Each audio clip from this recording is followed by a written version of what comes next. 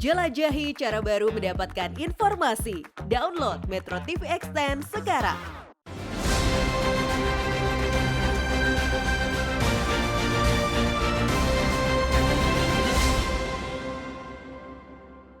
Dipersembahkan oleh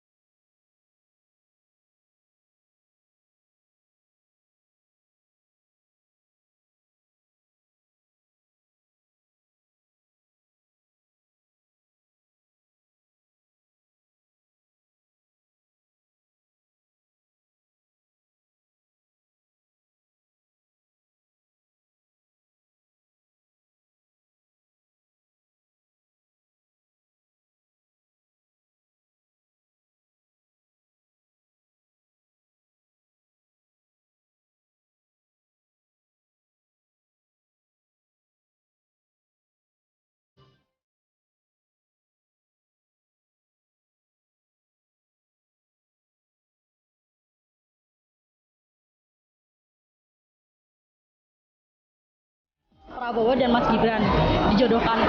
Itu aja juga didengerin. Ada duet yang di Pertama umur, yang kedua baru 2 tahun aja jadi wali kota. Yang logis saja lah.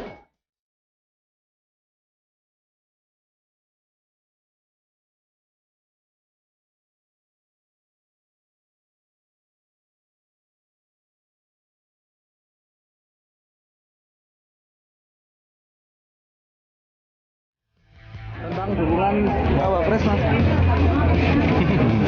Umurnya pasti cukup. Di silaturahmi aja. Semangat semua. Tadi jenengan sempat kaget ya, nggak tahu antusias. Iya, sabar. Ya, sabar. Wakil Presiden setuju. Masuk. Itu aja Mas Gibran, harapan kami Mas Gibran.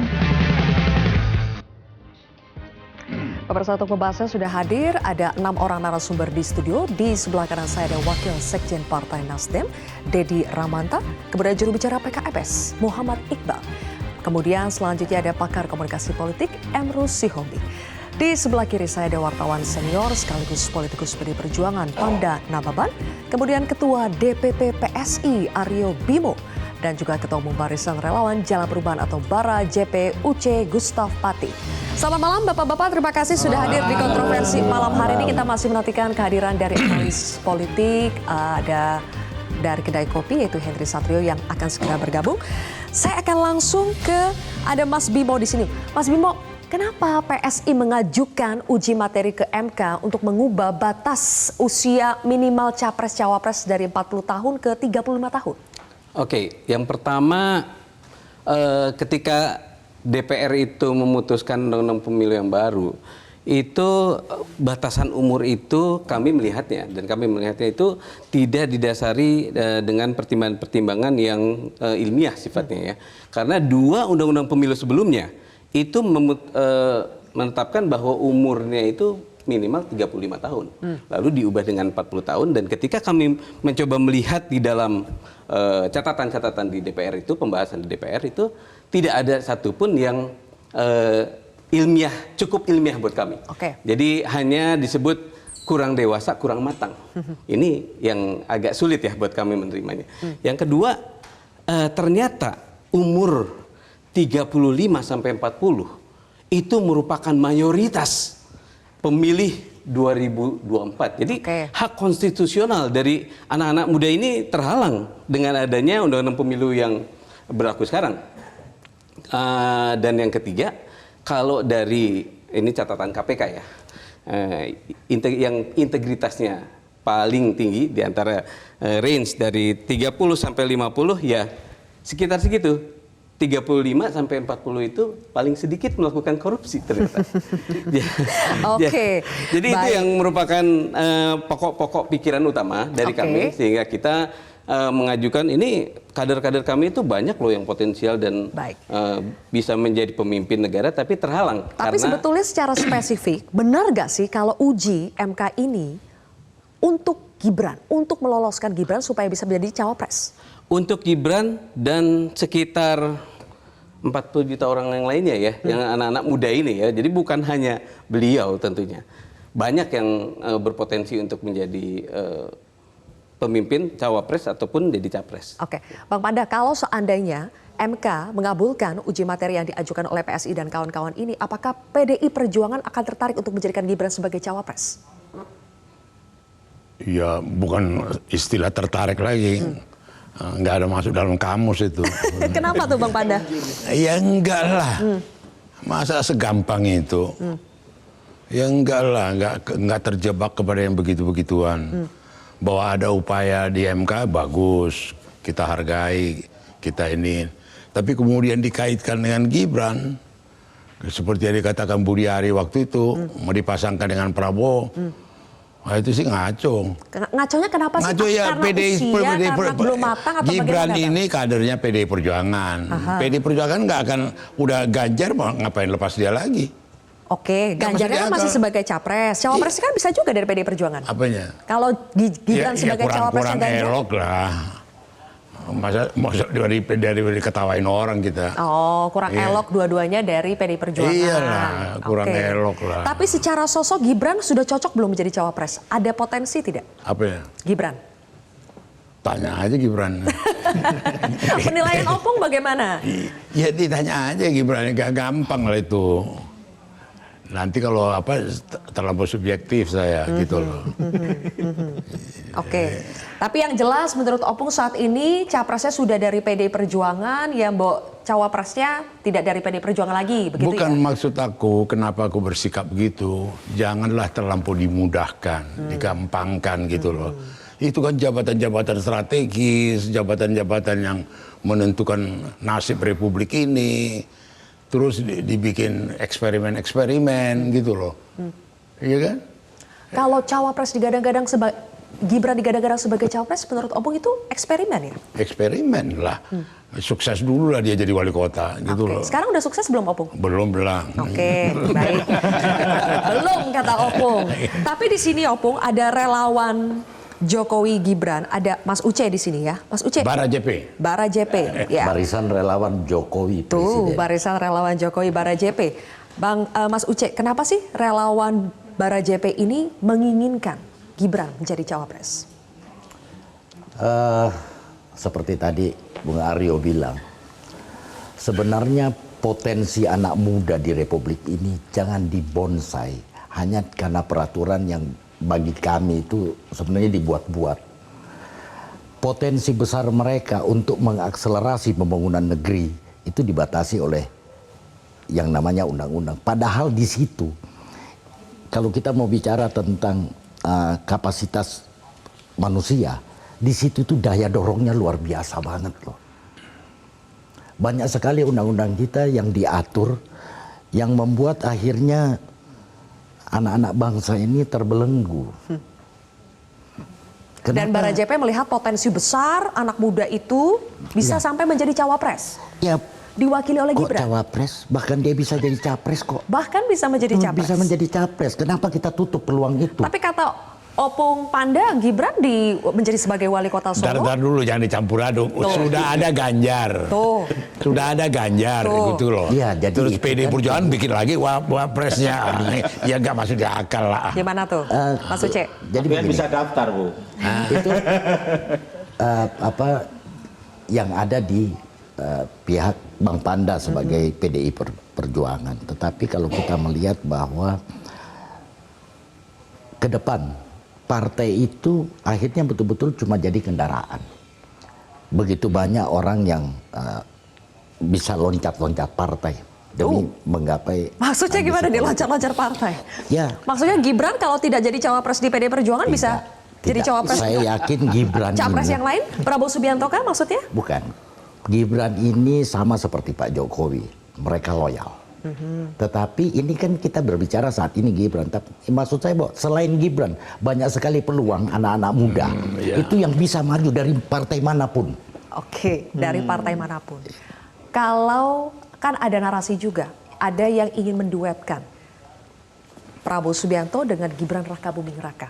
Barajep sikapnya bagaimana? Wais, kalau itu saya senang banget. Saya senang banget itu menyelesaikan banyak hal. Konsolidasi sesama anak bangsa terjadi di situ.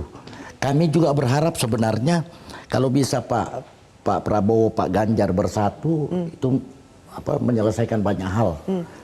Sama seperti umpamanya Pak Prabowo dengan Pak Anies atau Pak Anies dengan Pak Ganjar itu menyelesaikan banyak hal. Persoalan-persoalan yang sebenarnya membuat ada potensi perpecahan pada saat kita baru selesai dengan COVID yang mempersatukan kita. Jadi kalau Prabowo dengan Gibran itu akan menyelesaikan banyak hal ya, suatu hal yang bagus untuk bangsa ini. Bagaimana, Opung? Enggak, saya bilang tadi kita ada tata krama lah. Calon presiden udah dari PDI Perjuangan, gitu. Terus kita main lagi ke pasangan yang lain. Wakil presiden dari enggak lah. Sahamnya di mana-mana nih. Di PDI Perjuangan ada capres, kemudian ada juga capres PDI Perjuangan jadi cawapresnya Prabowo Subianto. Gimana tuh, Opung? Masuk akal gak itu? Ya nggak usah dibikin lucu-lucu lah sama orang. Saya tanya dulu ke Pak Emrus, lucu-lucu gak kalau seperti itu? Tergantung kita melihat dari perspektif mana. Artinya kalau memang tidak sesuai dengan kepentingan para politisi, ya akan ditarik kepada sesuatu yang lucu-lucu. Tetapi kita harus melihat bahwa memang generasi muda sesuatu yang memang kita harus kemukakan jadi pemimpin ke depan gitu ya.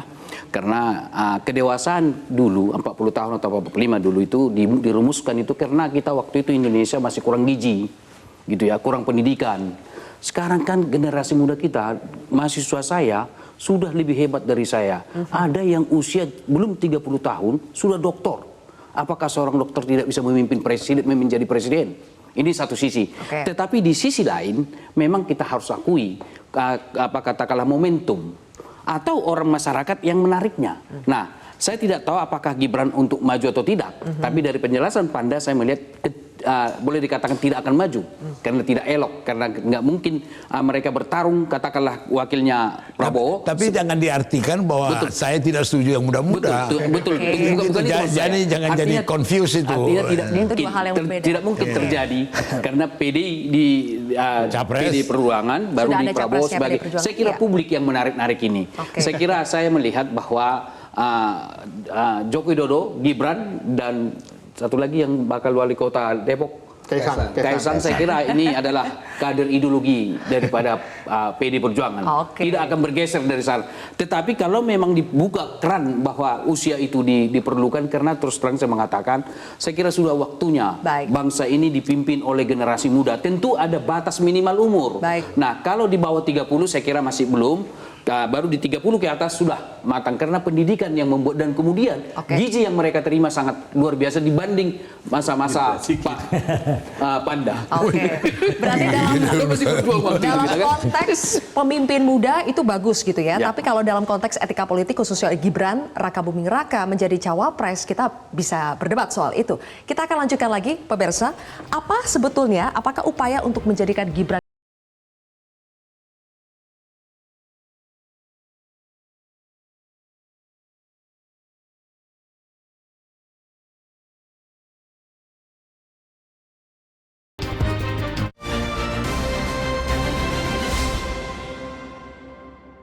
dipersembahkan oleh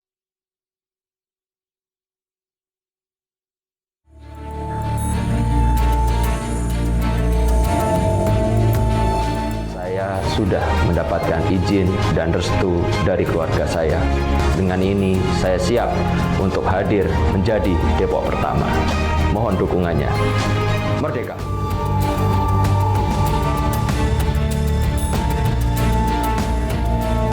Dinasti politik itu kalau gitu ya, seseorang itu masuk ya proses dalam politik dan itu dibagi, disebar ke banyak partai. Ini berbahaya. PD Perjuangan tidak boleh. Ya. Ya. Dalam satu keluarga itu harus satu partai. Ya. Dinasti politik itu apabila ada seseorang, satu di partai A, lainnya di partai B, saudaranya di partai C, membentuk satu dinasti. Oke, sudah ada Mas Iqbal di sini dari PKS. Saya ingin tanya, tidak hanya Gibran kan, sekarang putra bungsu dari Presiden Joko Widodo, Kaisang Pangarep juga didorong maju, salah satunya oleh PSI ini, didorong maju sebagai calon wali kota Depok yang selama ini kita tahu dikuasai oleh PKS.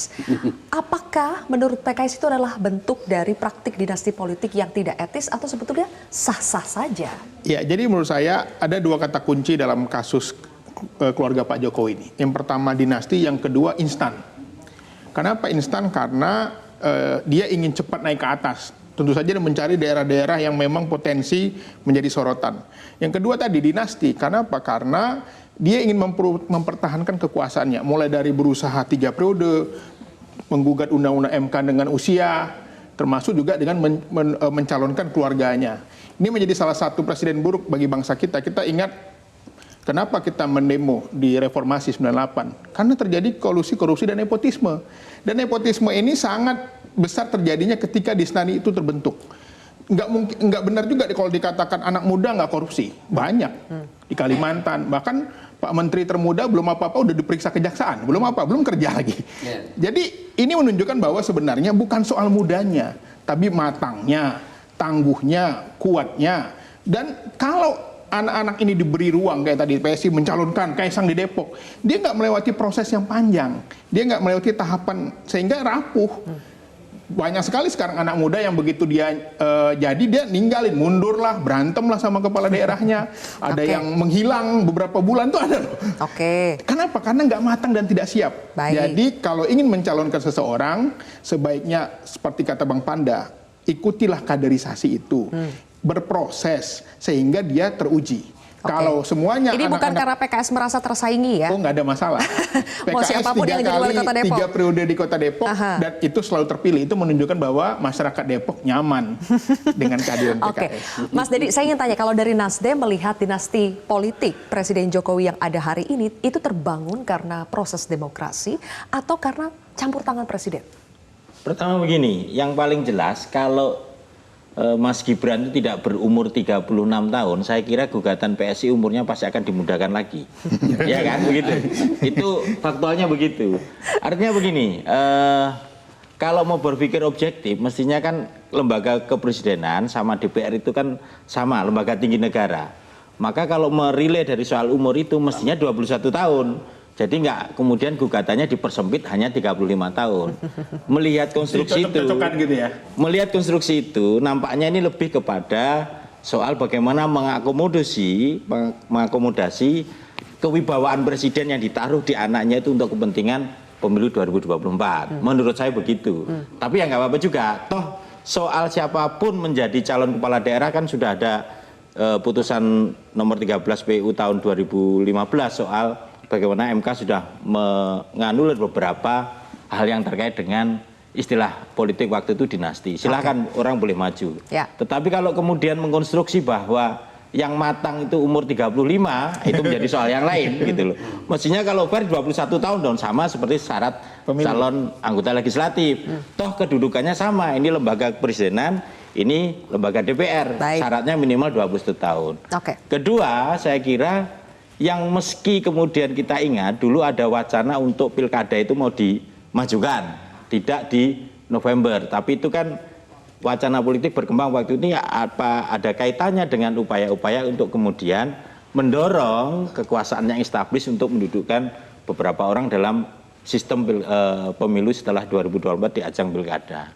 Nah, konteksnya saya kira begini, kita memberikan ruang kesempatan siapapun kepada seluruh anak bangsa ini untuk terlibat di dalam konsultasi apapun. Tapi kalau kemudian konstruksinya hanya karena anak presiden kemudian dianggap mampu segalanya, itu juga cara berpikir yang terlalu instan gitu loh. Apalagi kemudian dipojokkan bahwa oh minimal dari 40 harus 35, kenapa nggak 21 gitu. Saya kira kritik saya soal itu aja. Tetapi kita harus kasih kebebasan. Orang untuk ikut terlibat dalam kontestasi apapun boleh. Tapi kemudian jangan juga apapun rumusnya selesai kalau dia Anak bagian presiden. dari kekuasaan. Nah, itu saya kira Mas Bimo, nggak benar gimana juga. itu? Apakah karena anak presiden jadi dinilai mampu segalanya, makanya PSI juga mendorong-dorong Kaisang? Justru saya tuh dari pertama kali ya ketika muncul wacana ada namanya politik dinasti, saya nggak kepikiran sekalipun itu adalah Pak Jokowi dan keluarga. Kenapa? Karena yang dinamakan politik dinasti, apalagi sekarang neo patrimonialistikism, ya, itu lewat jalur prosedural, lewat jalur partai politik. Jadi kalau mau menetapkan atau melanggengkan kekuasaan, taruhlah ketua partai politik itu adalah bapaknya, anaknya itu ketua partai politik 1, wakil ketuanya adalah 2, dan seterusnya. Lalu ketika ada pemilihan calon presiden, dia yang didorong. Itu caranya. Kalau Pak Jokowi kan bukan ketua partai politik, kemudian anaknya juga bukan petinggi partai politik. Di mananya? Lalu Jadi tidak ada campur tangan Presiden Jokowi ya untuk mendorong keluarganya. Tidak ada kepikiran untuk ini keberlangsungan dinasti politik setelah Presiden Jokowi tidak menjabat lagi. Mas Hensat, Anda percaya itu? Enggak. Iya. Ini kan kalau misalnya kita case-nya Mas Kaisang, dia kan contohnya adalah Bang Bobi dan Mas Gibran. Sebagai adik kan dia lihat, oh kakak saya tuh patternnya jadi pengusaha, menikah, ingin berkuasa gitu kan. Lah kan saya udah nikah nih. Berarti saya boleh dong ingin berkuasa juga kan. Hanya memang waktu itu kan Pak Jokowi masih jadi presiden tuh. Jadi Haji mumpung juga. Nah sekarang memang prosesnya Pak Jokowi masih jadi presiden. Nanti November 2024 Pak Jokowi tidak lagi jadi presiden. Tapi kalau kita bicara boleh atau tidak boleh, berdasarkan undang-undang kan boleh-boleh saja. Tidak ada larangan bahwa anak presiden nggak boleh maju. Nah tapi sebagai negarawan ada satu poin tuh yang mesti dipikirkan oleh Pak Jokowi yang namanya kepatutan. Gitu ya. Ini patut nggak nih anak saya maju nih? Ya mau gimana lagi gitu kan? Pada saat anak presiden maju di dalam pilkada, itu pasti nggak apple to apple tuh perbandingannya dengan siapapun itu. Misalnya mau diambil, ini kan banyak, oh itu Mbak Tutut waktu itu ditunjuk jadi Menteri Sosial, udah 32 tahun tuh, 30 tahun waktu itu. Baru kemudian ditunjuk gitu. Nah, bicara tentang dinasti politik ini, kalau kita lihat dan kita baca banyak jurnal gitu ya, ini ada plus minusnya. Saya bicara plusnya dulu. Plusnya ini biasanya pembangunannya ini lebih cepat nih. Sama seperti di Solo kan, semua menteri ke Solo tuh bangun gitu. Kemudian keuntungan kedua adalah women empowerment. Pemberdayaan perempuan ini kalau di dinasti politik bisa cepat terjadi. Ini ada contohnya lah di Banten misalnya. Tapi ruginya banyak. Yang paling ditakutkan adalah menumbuhkan sisi diktatorship gitu ya. Saya setuju dengan apa yang dikatakan oleh Bung Panda misalnya proses ya. Walaupun semuanya pasti mengatakan bahwa proses. Nah saya tidak bicara apakah kualitasnya Mas Kaisang, Mas Gibran, Bang Bobi nggak bagus. Kalau itu kan penilaiannya nggak boleh seperti itu kita. Semuanya harus kualitasnya bagus-bagus saja. Tapi kalau kita bicara kenegaraan, ini ada sisi kepatutan yang harusnya dipertimbangkan. Dan apalagi kalau dari surveinya Kedai Kopi, banyak yang nggak sepakat juga nih dengan dinasti politik. Nanti kita akan bicara soal survei Kedai Kopi dan juga tanggapan Bang Panda.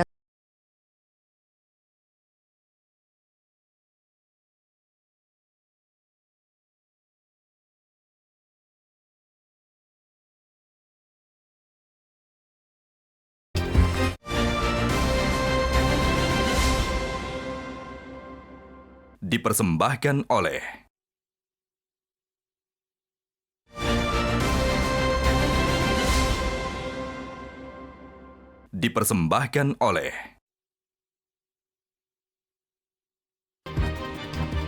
Kembali lagi di kontroversi, pemirsa. Bang Panda, jadi sebetulnya secara aturan, secara hak konstitusional, memang setiap orang itu memiliki hak untuk dipilih dan memilih.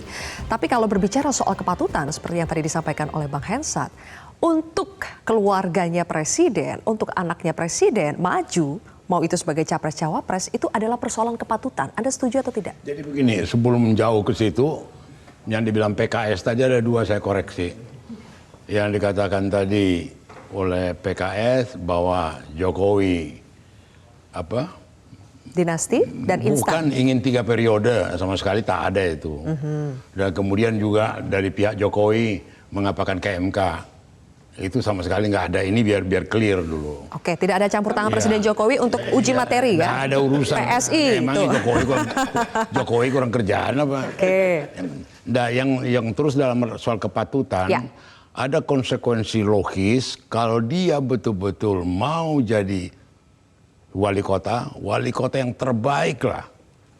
Bukan double, triple. Sama seperti Risma dulu waktu pegang Surabaya. Sama dengan Heru pegang Semarang gitu. Itu begini. Demikian juga Bobi. Bobi itu mengganti 3 wali kota yang ditangkap KPK. Abdillah, Rahutman, Zulmi. Bisa dia lebih paten lagi sebenarnya. Gitu loh. Itu risikonya. Pantaslah dia, patutlah dia menantu Jokowi. Tapi kalau abal-abal begitu, enggak ini. Aku bilang ke Presiden, bagaimana itu mantumu itu yang di Medan. Aku bilang, aku ngomong sama Jokowi. Saya ngomong juga sama Bobi gitu. Artinya ada konsekuensi kepatutan kalau dia terkait dengan presiden mesti lebih double. Tanggung jawabnya lebih besar gitu ya? Iya, kinerjanya mesti lebih canggih gitu loh. Gitu. Itu kepatutan dalam konteks yang lain, justru ada kepatutan untuk bekerja lebih baik lagi. Iya. Nah, kalau kepatutan yang saya maksudkan tadi itu Bang Panda, Opung Panda pada saat dia sebagai anak presiden, kan kalau secara undang-undang boleh dia maju. Ya boleh. Tapi harus diperhatikan juga sebagai anak presiden ini saya patut kan maju sekarang nih. Karena sebagai anak presiden pasti nempel itu semuanya. Nah sebetulnya kepatutan itu yang menurut saya sih bukan hanya Mas Gibran, Bang Bobi ya, tapi juga beberapa anak pejabat kan juga mempersilahkan keluarganya juga untuk maju. Bahkan ada yang di satu kabupaten kota keluarganya terus turun-temurun. Itu kan masalah kepatutan juga. Tapi kalau boleh nggak boleh sih, boleh lewat undang-undang. Saya pikir ini berbeda perspektif kita ya. Seperti Bang Henry Satrio mengatakan tadi bahwa dinasti gitu ya. Saya tidak tahu apa literatur yang membaca dengan literatur yang saya baca berbeda. Nah, kalau dibuat katakanlah Banten dan daerah lain sebagai rujukan daripada kata dinasti, saya kira tidak tepat. Dinasti yang saya baca dari literatur adalah bahwa pemimpin itu menggantikan orang tuanya atau ayahnya lalu tanpa dipilih. Kita kan melakukan pemilihan, jadi bukan dinasti. Jadi oleh karena itu kita harus definisikan dulu dinasti. Jadi jangan serta-merta kita begitu mudah kalau misalnya Bang Panda pernah DPR lalu putranya sekarang DPR, apakah itu dinasti? Tidak juga. Kan begitu. Jadi harus clear juga kita melihat persoalan. Acap kali memang kita melihat persoalan normatif, kita baru karena kita tidak sesuai dengan normatif ini keinginan kita angkat pendekatan kualitatif, pendekatan subjektif. Dia sangat tergantung kepentingan. Saya terus terang mengatakan bahwa ketika ada perdebatan di antara para politisi atau siapapun, kita kembali kepada ukuran normatif itu. Karena kalau kita pakai katakanlah pendekatan kritikal, pendekatan konstruktivisme misalnya, itu pasti perdebatan sampai kiamat pun dunia ini kita akan perdebatkan. Sesuai definisi literatur yang Anda baca itu bukan dinasti politik. Baik, saya akan jelaskan bahwa dinasti politik itu adalah keturunan atau katakanlah pemimpin negara itu atas dasar keturunan tanpa dipilih. Tetapi jadi Mas Iqbal, itu bukan dinasti politik apa yang dilakukan oleh Jokowi dengan anak-anak dan bahasa menantunya. kiasan namanya. Kalau pakai definisi Bang Emrus nggak ada yang namanya nggak boleh, semuanya udah memang dipilih masyarakat. Tetapi ketika memilih itu ada proses, di situ dia menggunakan kekuasaannya, di situ dia menggunakan pengaruhnya, menggantikan orang tuanya, bahkan ada yang membeli perahu semua di kabupaten itu semuanya dia pakai.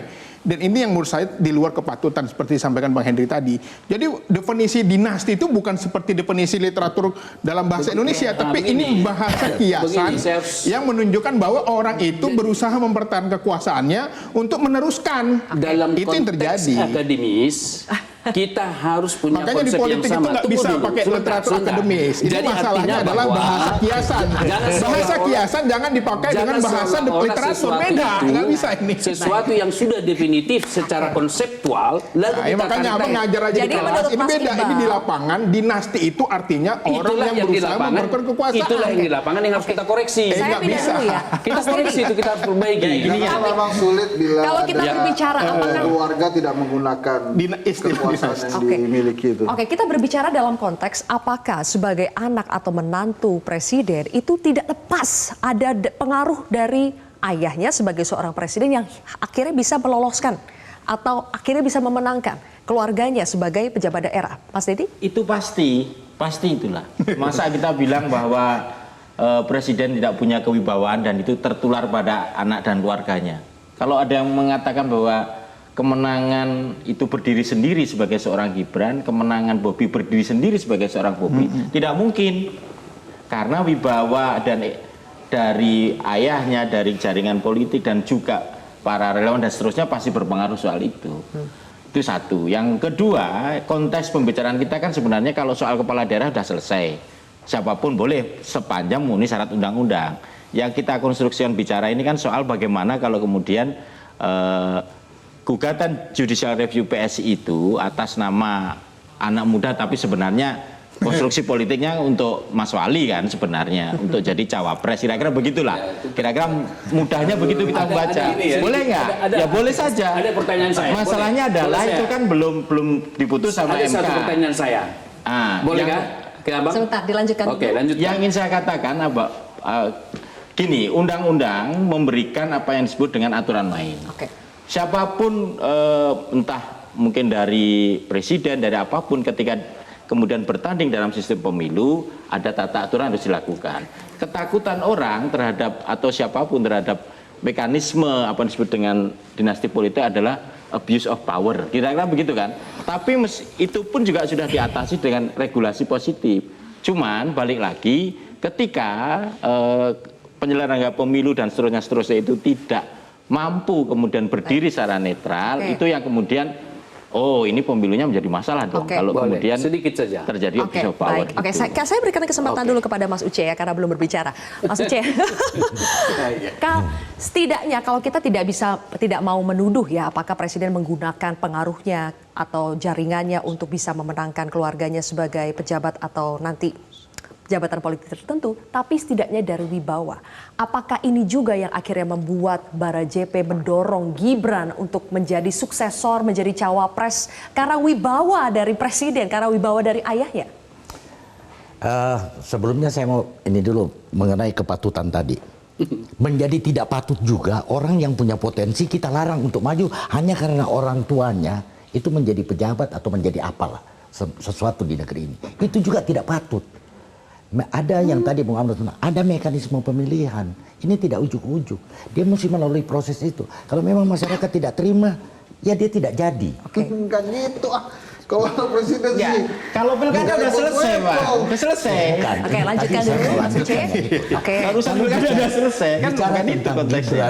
Gibran ini sebenarnya ada momentum untuk melakukan perubahan. Gibran kebetulan menjadi role model. Dia hadir saat ini pada saat PSI sedang melakukan upaya itu. Untuk saya tidak ada sama sekali intervensi dari Pak Jokowi. Salah satu elemen anak bangsa yang Pak Jokowi bisa bicara terbuka, lu gue tidak boleh merokok segala macam itu pada relawan. Dan Pak Jokowi tegaskan itu, saya mau main sama cucu, saya mau kumpul sama anak-anak saya.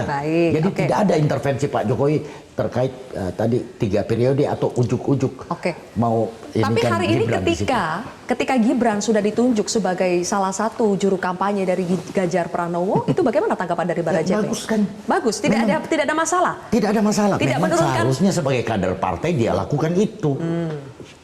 Tidak mungkin kan Pak Wali ini berkampanye untuk ini yang lain pada saat beliau adalah kader PDIP. Tapi dengan kata lain kan kalau lewat jalur PD Perjuangan sudah tertutup kemungkinan buat Gibran menjadi cawapres. Tadi saya bilang Gibran ini kebetulan momentumnya ada dia yang menonjol. Jadi bisa saja ini berlaku untuk yang lain. Prestasi Gibran apa sih? Prestasi Gibran yang Pertanyaannya dulu dengan MK ya. Jadi saya mau meluruskan kalau terus ini kita atur milik orang lain gimana? Itu salah. Karena apa gini? Ketika kita membuat rembuk rakyat itu yang pertama-tama akhirnya memutuskan Pak Ganjar sebagai calon presiden, itu ada 9 nama. Salah satu namanya itu anak muda, namanya Emil Dardak, Wagub. Nah kalau ini ternyata orang ini terpilih sama kita, nggak bisa jadi presiden. Karena apa? kepentok undang-undang. Bukan karena dia ketua Demokrat Jawa Timur. Bukan. Ini kalau misalnya orang ini nanti terpilih oleh konstituennya PSI, kemudian menjadi calon presiden yang kita usung, ternyata nggak bisa. Kepentok umur di undang-undang. Oke, jadi PSI ini menekankan. Kalau saya gini, Mbak. Uji materi ini bukan semata-mata untuk Gibran gitu ya. Jadi bukan hanya Gibran, tapi bukan hanya 40 juta Gibran. orang lain. Oke, tadi lagi menonjol. Nih balik lagi sebentar. Gitu? Mas Uce tadi di akhir itu agak ketutupan kan suaranya Mas Bimo. Mas Uce mengatakan ini adalah Gibran lagi menonjol, ya kan? Ini lagi ada momen buat Gibran. Jadi meskipun tidak lewat jalan PD Perjuangan, ya bisa lewat jalan lain. Bang Panda, gimana kalau misalnya Gibran didorong menjadi tidak jadi cawapres lewat PD Perjuangan, tapi lewat jalan lain, misalnya jadi cawapresnya Prabowo? Gibran ini dalam satu organisasi teratur yang disiplin. Namanya PDI Perjuangan, ada mekanisme gitu loh. Maka dari tadi aku heran, barang orang kan dibahasin gitu. Ini udah ada. Saya sendiri pun tahu diri, udah ada Ganjar masih gue diketawain orang di internal kami, aku akan diketawain. Makanya gini Mbak, izin saya Pak. Tapi setahu Opung, Gibran sampai saat ini tidak menunjukkan ketertarikan untuk menjadi cawapres ya? Apa ya? Gibran ya? Ya moga-moga enggak. Enggak begini. Gibran itu sudah ada kerjaan sekarang. Dia mendampingi Ganjar. Nanti akan dimulai hari Sabtu pagi di daerah Bogor gitu loh. Dia udah dapat tugas itu, pekerjaan itu gitu loh. Jadi kemudian kita bahas dia jadi ini karena keputusannya. Jadi nggak pas gitu loh. Lebih bagus aku tadi nggak usah ikut. Aduh, jangan dong ngomong. Gibran ini akan taat pada bukan nggak maksud aku. Partai ini punya aturan main, partai ini punya disiplin, partai ini tahu mengatur. Dia adalah kader daripada partai, tahu apa tugas dia. Makanya kami dari PKS membaca mulai dari pengusung Gibran, Kaisang di Depok. Ini sama teman-teman PSI nggak punya tokoh aja. Maka sebagian teman-teman PSI didiklah kader itu untuk bisa dari bawah. Jadi kader PSI kenapa nggak giring aja yang dimajukan? Kenapa harus Kaisang diobok-obok kadernya Bang Panda gitu? Akhirnya kan ini membuat etika berpolitik kita tidak etis. Kita pun lagi kesulitan cari wapresnya. Betul. Ini bukan masalah etis nggak etis, kalau menurut saya sih itu emang strateginya PSI aja. Strateginya PSI-nya itu emang dia nebeng Pak Jokowi. Iya. Itu aja strateginya. Jadi sekarang Mas Kaisang masalah ntar kemudian diomelin lagi sama PDI Perjuangan itu masalah ntar. Yang penting PSI-nya kan naik terus. Gitu. Jadi di sisi lain boleh. Jadi kalau memang itu konsep berpikir kita, begitu kan? Nah harusnya juga PKS apa dong dari kadernya? Kenapa mengusung Anies yang bukan kader? Tunggu dulu sebentar. Itu kan harus begitu. Artinya kalau memang partai itu bersama PKS sejak awal. Tunggu dulu. Kalau memang kader itu harus ditonjolkan, ya semua harus dari kader dia, tidak boleh mengajukan calon presiden yang bukan kadernya. Yang kedua saya mau tanggapi. Bukan masalah Pak Anies bukan kader partai manapun, beda sama Kaisang sama Gibran. Gibran kader PDI dicalonkan PSI. Artinya abang katakan tadi bahwa ya keluarganya PDI kan harus satu partai. Dari kadernya Anies sudah masuk PKS. Ini salah, ini beda. Artinya masalahnya beda. Bahwa kalau memang kita konsekuen, kalau kita mau konsekuen, gitu kan? Sebentar. Kalau kita mau konsekuen, kadernya yang dibina, yang diusulkan jadi calon DPR, calon presiden, calon harus dari kadernya. Jangan dalam konteks lain, karena ini menguntungkan. Semua orang yang calon DPR itu harus masuk kader dulu, punya KTA baru. Yang kedua saya mau sampaikan, ada mau saya sampaikan satu lagi. Yang kedua adalah, sebentar aja. Kalau kita misalnya katakanlah kita kritisasi dinasti politik di dalam eksekutif, di dalam katakanlah presiden dan anaknya misalnya, apakah di partai politik tidak ada dinasti politik? Anaknya, bapaknya ketua umum pendiri, anaknya jadi ketua umum. Apakah itu katakan dinasti politik? Apakah ketua umum partai tertentu di situ anaknya jadi melejit, jadi anggota DPR, menduduki jabatan itu dinasti politik kah itu? Kalau kita mau konsekuen loh. Jadi saya kira sepanjang sesuai dengan artinya, sepanjang sesuai dengan aturan sah-sah saja. Itu maksudnya. Itu yang masih ruang publik dan kebijakan publik kaitannya dengan apa yang disebut pejabat dengan publik. pejabat Masih ada satu segmen lagi, Bapak-bapak. Gitu loh. Kita sambung lagi ya. Kan Kita masuk jeda wilayahnya dulu ya. itu. Oke, pemirsa kontroversi akan kembali sesaat Kalau lagi. ranah privat berbicara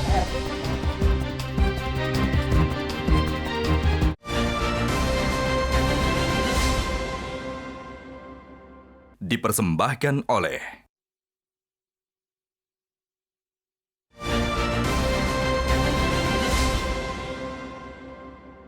Dipersembahkan oleh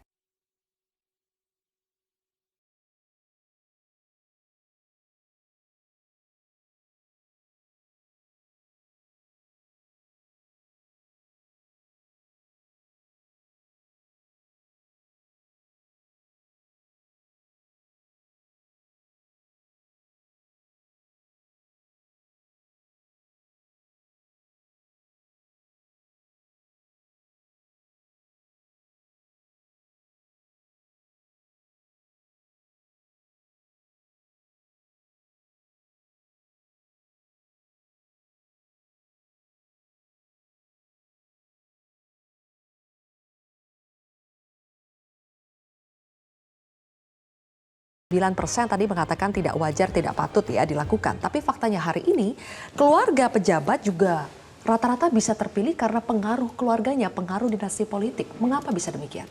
Iya, karena memang di Indonesia kan menganut sebuah politik yang memang kekeluargaan pada dasarnya. Gitu ya.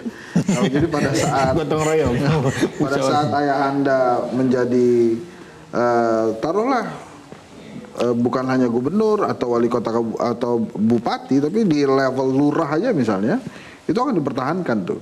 Kemarin kan kepala desa aja minta 9 tahun, 3 kali pemilihan tuh. Itu kan pasti beranak pinak juga tuh. Jadi ini bukan tentang Mas Kaisang, Mas Gibran, Bang Bobi, tapi tentang bagaimana masyarakat melihat dinasti politik secara keseluruhan. Nah, bisa nggak kira-kira masyarakat menghentikan dinasti politik terjadi di daerahnya? Seperti yang tadi dibahas, akan sangat sulit sekali karena rakyat akan berbenturan dengan aparat pemerintahan. Oh, tapi kan ini demokrasi, harusnya rakyat memiliki kebebasan dong untuk memilih. Ya nggak segampang itu juga. Sebuah implementasi demokrasi dilakukan di dalam sebuah wilayah yang memang kekuatan keluarga itu besar. Kalau kita bedah satu persatu kan banyak sekali ranah-ranah daerah yang memang kekuatan keluarga itu besar sekali. Dan KPK pun sudah beberapa kali kan membongkar adanya sebuah dinasti politik dalam sebuah daerah yang akhirnya berimbas pada korupsi yang luar biasa. Baik, oke. Mas Dedi, menurut Anda kan Presiden Jokowi selama ini dilabeli sedang melakukan cawe-cawe. Apakah cawe-cawe yang dilakukan Presiden Jokowi belakangan ini itu tidak terlepas dari upaya untuk menjaga keberlangsungan terah politik Presiden Jokowi pasca dirinya tidak menjabat sebagai presiden? Mungkin yang lebih tepat gini, kita semuanya kan tertarik diskusi soal ini karena dulu Pak Jokowi sempat berstatement bahwa saya akan cawe-cawe, kan begitu. Kemudian seiring dengan peristiwa itu, tiba-tiba ada gugatan soal umur, di judicial review soal umur, kemudian Pak Presiden mengendorse capres tertentu dan seterusnya. Nah, sehingga ada semacam tanda kutip kekhawatiran bagaimana tentang proses luber dan jurdil di dalam proses pemilu besok itu. Nah, melihat situasi yang demikian, kita berpikir bisa jadi cawe-cawe presiden itu kemudian ditafsirkan bahwa dugaan saya bisa jadi dalam tanda kutip bisa jadi bahwa MK akan memutuskan syarat minimal umur calon wakil presiden itu di bawah 40 tahun. Dan artinya permainan menjadi menarik gitu kan. Kira-kira begitu. Nah, dalam hal ini saya kira yang kita amati sejak Bapak Presiden bilang bahwa saya akan cawe-cawe, saya kira upaya untuk kemudian minimal sekurang-kurangnya mengatakan bahwa akan terus melanjutkan gagasan dan warisannya itu terus akan dijaga lewat kapal-kapal dan juga skoci yang disiapkan. Jadi memang sudah satu rangkaian benang merah begitu ya? Sekiranya tidak bisa disalahkan, publik menduga seperti itu juga. Publik menduga seperti itu, Bang. Tapi ada tata krama lah kita. Tata krama itu ada sopan santun berpolitik. Nanti Gibran jadi wakilnya Prabowo. Itu kan mengada-ada dan tak masuk di akal. Gibran kader PDI, tapi iseng aja, ya kan? Nanti diapakan dengan Prabowo? Astagfirullah ya Allah. Dan yang gitu-gitu kita kurangi lah itu, kurang elok gitu loh. Jadi kembali lagi ke persoalan tadi, internal kita juga kasih tahu kepada Gibran, kita kasih tahu juga kepada Bobi, kau bikin prestasi yang lebih bagus. Cetak karena bapakmu presiden, mertuamu presiden.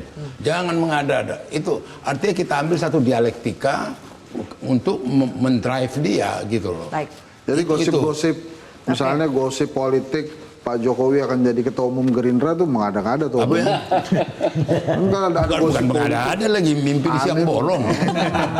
Oke, terakhir Mas Iqbal. Saya kira menghadapi pemilu 2004 ini semua partai politik sudah siap dengan calon yang ada. Saya kira ruang-ruang demokrasi kita sudah melewati proses yang panjang. Untuk itu kami berharap belum siap. Kita masih nunggu PKS sama ini wakilnya si Anies siapa gitu loh. Kalau itu kita juga nunggu wakilnya siapa. Kita baru 3 bulan. Kita baru 3 bulan, kalian 10 bulan. Karena kita persiapan kita lebih awal lebih bagus. Deklarasi dalam waktu dekat kita cari hari yang terbaik dengan calon kandidat yang terbaik dan semuanya melalui proses yang sangat. Apa masih menunggu uji MK? Saya kira kita anggap nggak ada aja. Kayaknya Pak Prabowo yang paling siap. Gibran. Tuh. Gitu sudah. Ini sinyal dari Barajepe tuh, inikah yang termasuk mengada-ngada lucu ini? Nah, ada Pak Prabowo tuh hitungannya bisa jadi dia nggak nyalon loh. Kalau dia sendiri, terus kemudian Pak Jokowi mengajak semua koalisi pemerintahan untuk mendukung Ganjar, ya sendirian Pak Prabowo. Dan ingat waktu acara di GBK di PDI Perjuangan, PKB hadir, Prabowo nggak hadir. Ini perlu kita uji lagi ya. Oke, tapi tapi sayang sekali. Ganti namanya jadi bukan kontroversi, konspirasi. Aduh, jangan dong. Sayang sekali waktu kita sudah habis Bapak-bapak, tapi terima kasih sudah menghadirkan pemikiran-pemikiran di kontroversi pada hari ini. Saya Zilvia Iskandar pamit.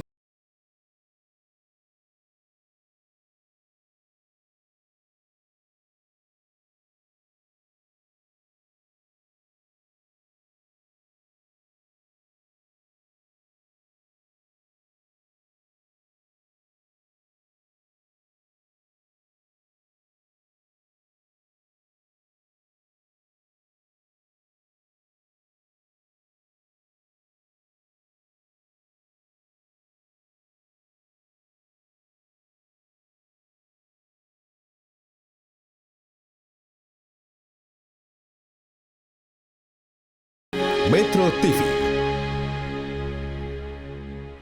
Cara mudah mendapatkan informasi dengan satu sentuhan jari. Download Metro TV Extend.